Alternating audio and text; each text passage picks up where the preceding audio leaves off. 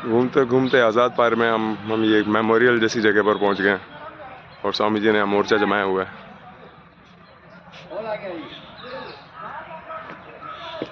एक समय था जब हमारा देश गुलाम था, अंग्रेज यहाँ के शासक बन गए थे और अंग्रेजों ने अपनी महारानी विक्टोरिया की जो ना प्रतिमा इस स्थान पर लगा रखी थी।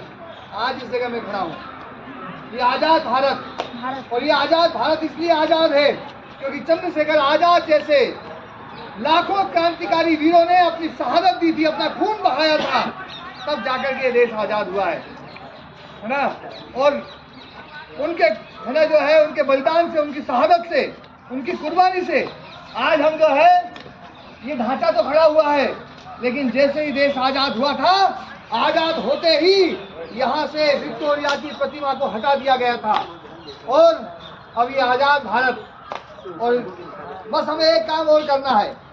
हमने राजनीतिक रूप से अंग्रेजों को भगा दिया, लेकिन सांस्कृतिक रूप से आज भी हम अंग्रेजों की दास्ता के गुलाम हैं। हम अंग्रेजी दास्ता को स्वीकार किए बैठे हैं। अंग्रेजियत हमारे जीन्स में आ गई है। उस अंग्रेजियत को हमें निकाल करके फेंकना है, अंग्रेजी संस्कारों को हमें निकाल करके फेंकना है और हमें फिर से हमारी सनातन परंपरा को इस भारत में स्थापित करना है। जो सांस्कृतिक गुलामी और आध्यात्मिक गुलामी जो हुई है, उस गुलामी को भी अब दूर करना है। एक नई है ना जो है लड़ाई जो है ये चल रही है और इसमें अब जो है धीरे धीरे सब लोग जागरूक हो रहे हैं। मैं हिंदू समाज से, सनातन समाज से, सनातन धर्म वाले जितने भी मतावलंबी हैं, उन सबसे निवेदन करूंगा कि ये जो हमारी सांस्कृतिक गुलामी है, इसको दूर करने में हर व्यक्ति सन्नद्ध हो जाए और इस देश को फिर से सनातन परंपरा का जो है प्रतिमान बनाए, ताकि ये पूरी दुनिया फिर से कहे कि यही भारत हमारा विश्व गुरु भारत है। जो पहले कभी विश्व गुरु हुआ करता था, वो भारत फिर से विश्व गुरु बने।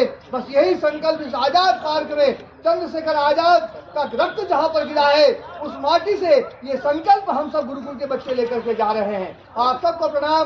बोलिए महान हुतात्मा अमर सेनानी चंद्रशेखर आजाद की जय, भारत माता की जय।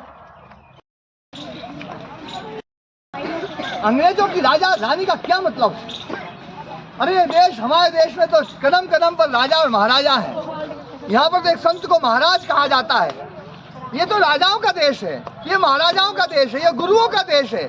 इस देश ने पूरी दुनिया पर शासन किया है, लेकिन तलवार के दम पर नहीं, अपने व्यवहार के दम पर, अपने आचरण के दम पर, और पूरी दुनिया को ज्ञान दिया है और पूरी दुनिया का विश्व गुरु बना है। ये भारत पूरी दुनिया का विश्व गुरु था और हमें फिर से विश्व गुरु भारत बनाना है।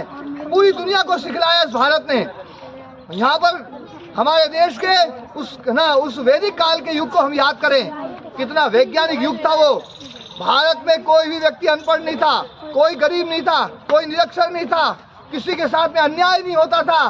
पूरे भारत में गांव में परिवार की तरह लोग रहा करते थे और एक इतना सुंदर भारत और कितना गजब का भारत था वो। जब शिक्षा का विस्तार था, यहाँ पर कृषि व्यवस्था अच्छी थी, न्याय व्यवस्था, चिकित्सा व्यवस्था, सारी व्यवस्थाएं अच्छी थी।